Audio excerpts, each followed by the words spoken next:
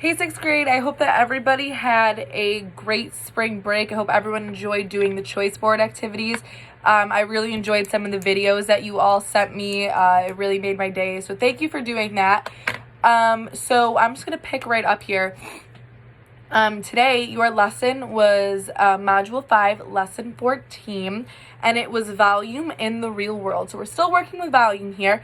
So you have to do example 1 and 2 for your classwork, and then exercises 1 and 2 as well. So I'm going to go over those with you. I have my piece of paper right here with me. So I'm just going to go ahead and I'm going to get started on example 1. Before I do get started, I do want to just put out a quick little reminder that our Google Meet time, it has changed. So it's now on Mondays and Wednesdays. 5th grade will go from 10 to 10:30, and you all, 6th grade, you will go from 10:30 to 11.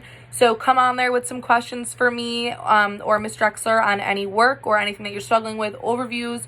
So come on, say hello, and have some math questions ready, and we will be more than happy to answer them for you.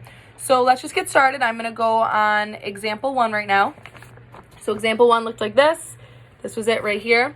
Example 1 said the area of the base of a sandbox is 9.5 feet squared. The volume of the sandbox is 7 1/8 feet cubed. Determine the height of the sandbox. Okay, so the formula that I'm using for this is V equals base times height. So it told me in my equation that the area of the base is 9.5 feet and the volume is 7 1/8, but it doesn't tell me the height. So for volume, I am plugging in 7 1/8. I just got that for my equation right here. And then for my base, I have 9.5. And my height, we don't know what my height is, so I'm just keeping that as H. I'm not doing anything with it, but just keeping it as H. So these are mixed numbers, and we're going to turn them into improper fractions. We do that by taking the denominator and the whole number and multiplying them and then adding it to 1. So for this one, you get 57/8. And then when you do 9.5, you get 19/2.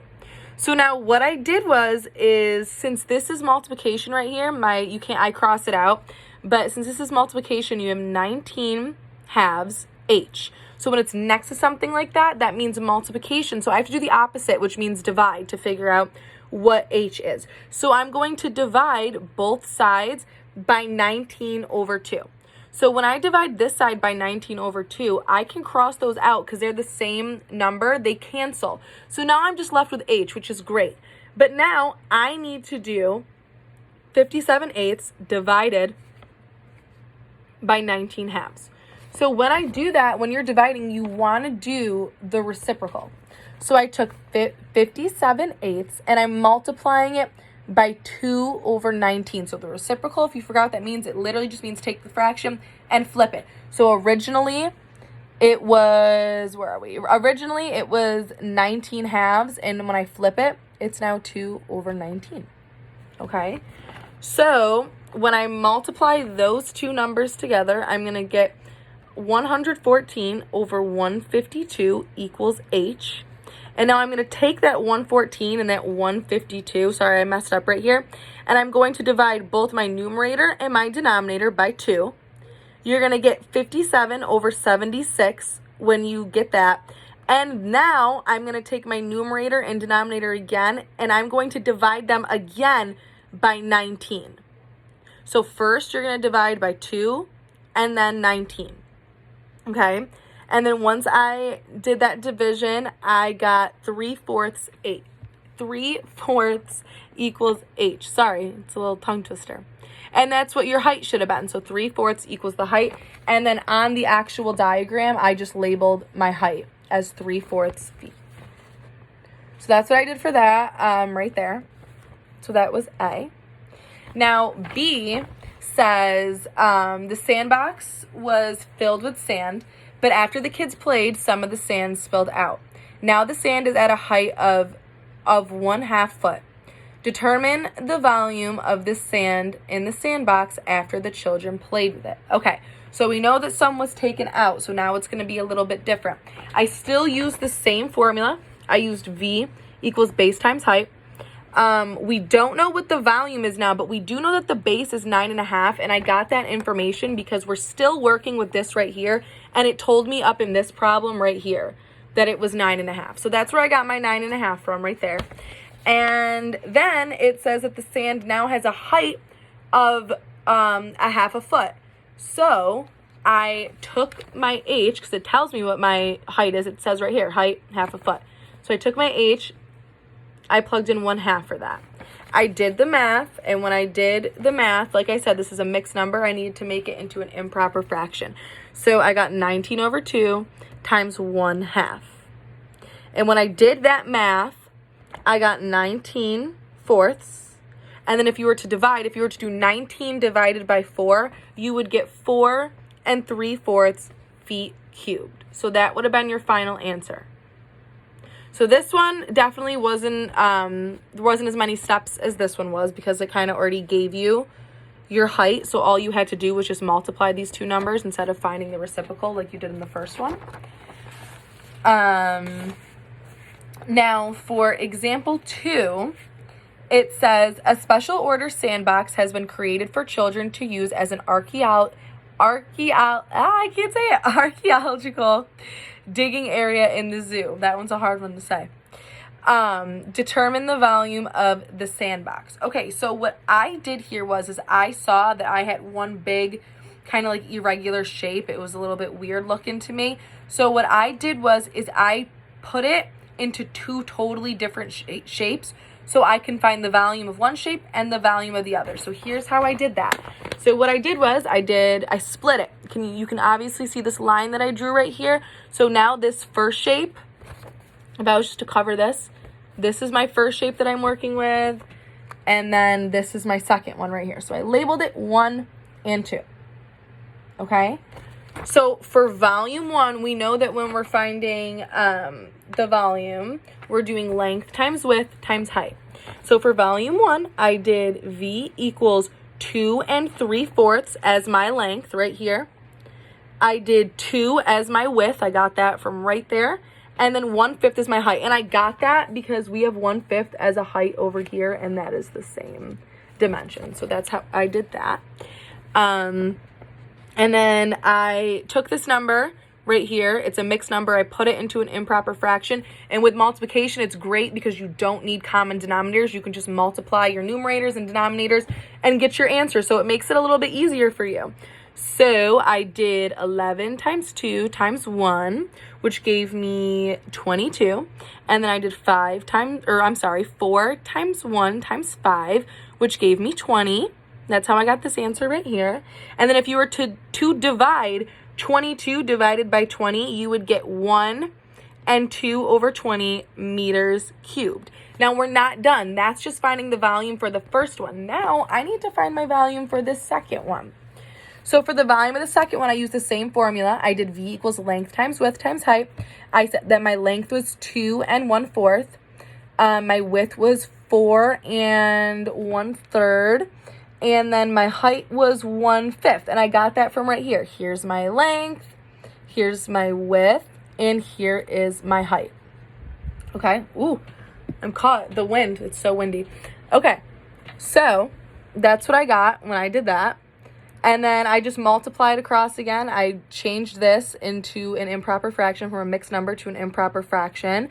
So if you forgot how to do that, you just do 4 times 2, which equals 8, plus 1 gives you 9. And remember, you keep your denominator of 4. So I just did 9 times 13 times 1, which gave me 117. And then I did 4 times 3 times 5, which gave me 60. And then if you were to simplify that, you would get 39/20. And you could simplify that even further by doing 39 divided by 20 the long division way. And you can get 1 19/20 meters cubed. So now we're still not done. We have those two volumes, and now it is asking us to find the total volume. So when it's asking us that, I need to take those two volumes that I got and add them together. Luckily, when we did them, they both came out with the same denominators, which is great. So now we don't have to find a common denominator. So I took my answer from this one, which was 1 and 2/20, my answer from this one, which is 1 and 19/20. I added them together and I got 3 and 1/20 as my final answer. I just took this and I simplified it down to get 3 and 1/20 meters cubed as my final answer. So that's how I did that one. Now, if we move on to exercise 1A, it says the volume of the rectangular prism is 35/15 yards cubed. Determine the missing measurement using a one-step equation. So I'm not going to use length times width times height for this. I'm going to use V equals base times height.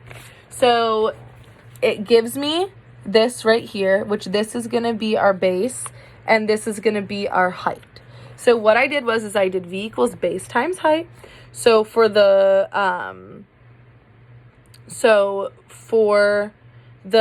volume, it tells me right here, it says the volume of the rectangular prism is 35/15.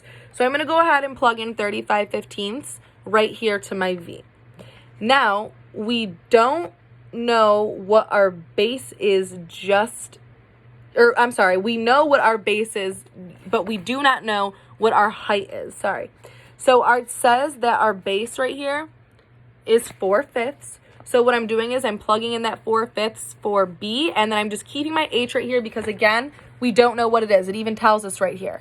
The height has a little question mark on it. I don't know if you can see it. It's not focusing too well today. But when we do that, we're just going to divide now because these two numbers next to each other, it means multiplication. So now I need to do the opposite of that, and I need to divide. So I'm going to divide 4/5 by 4/5. This can cross out, and that's just going to turn into H. And now I'm going to take my 35/15 and I'm going to divide that by 4/5. But remember, we need to do the reciprocal. So what I'm doing is I'm going to take my 35/15 and I'm going to multiply it by the reciprocal of 4/5, which is just means you're just flipping it, which is 5/4. And I'm going to say that equals H. When I multiply my numerators and denominators, I get 175 over 60 equals H, but I'm not done yet. Now, I need to take my 175 and 60, I can't talk today. As you can tell, I'm getting my numbers all mixed up. You're dividing both the numerator and denominator by 5, so you'll get 35/12 when you do that. And then if you divide that by 4, you get 2 and 11/12 yards. So that was how you did the work for that one. So for exercise 1, there's part A and B to it. So this is B now. B says that the volume of the box is 45/6 meters cubed. Determine the area of the base using a one-step equation. So I'm going to use my formula V equals base times height. It tells me that my volume is 45/6. So I went ahead and I plugged that in. It says that we need to determine the area of the base. So that means that we don't know the base, but this picture right here, it gives us the height, as you can see. So I'm going to leave my B, and I'm going to plug in 9/2 for my height. I'm going to do the same thing. I'm going to divide each side by 9/2. This can cancel out, so I just have B. When I divide these two, I get, I do 45/6 times 2/9 because we need to do the reciprocal to figure this out.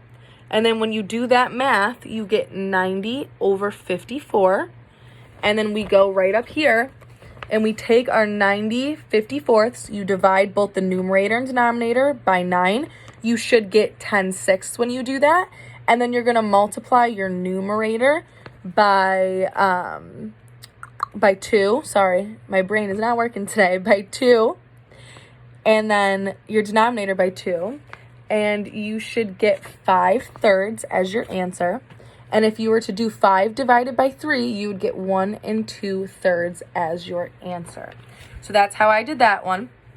Now, for example 2 or exercise 2, we're looking at a fish tank now, and it gives us a bunch of the dimensions right here, and we just need to follow this. The key to these, I found, is just really reading carefully what it says and what it wants you to solve for, because everything's a little bit different.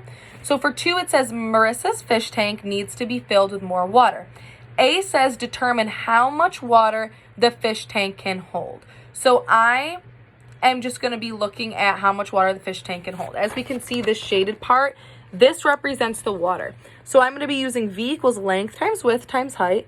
I have my length of 3/4, my width, which is 1/4, and then my height, which is of the whole thing, which they said was 3/5.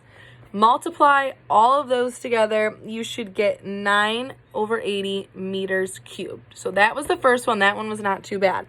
Now B says determine how much water is already in the tank. So now I'm looking at the shaded part because this is how much is already in the tank. I'm going to use the same formula. V equals length times width times height. My length was 3/4. My width was 1/4. And how much water was already in the tank is going to be this side right here, these brackets, which is 3/8. This shows the whole tank, and this part is just showing the water. And B is just asking for the water. So you want to use 3/8. When you do the multiplication for that, you're going to get 9/128 meters cubed. And now for C, this one has kind of a couple steps to it that we have to do. So for C, it says how much more water is needed to fill the tank. So we're talking about filling basically the entire tank. So I'm going to do my V equals length times width times height. I am taking my I'm doing 3/4 times 1/4 times 9/40, and then I get 27/640 meters cubed. Now I need to do 3/5 minus 3/8. I'm getting that from right here. I'm taking this 3/5 because this is how tall the entire tank is, and this is how much water is in it right now. This is the height of the water, and this is the whole height, like the entire height of the tank. And I want to subtract those. But in order to do that, I need to find a common denominator because we're not multiplying anymore, we're subtracting. So I do need to find a common denominator. So when I do that, just like what we learned, you're going to multiply by the opposite denominator. So I have 3/5 and 3/8. I'll be multiplying this by 8ths, and I'll be multiplying my 3/8 by 5/5. When you do the math for that, you should get 24/40, and then minus 15/40. As we can see, our denominators are the same, and your final answer should be 9/40. So that is how you did that. I know that some of those can be kind of confusing. So if you have any questions, please feel free to shoot me an email. I am always here to answer them for you. I'm always glad to answer all of your questions. So yeah, I hope that everyone has a great day. Go outside, go get some air, and I will see you all very soon.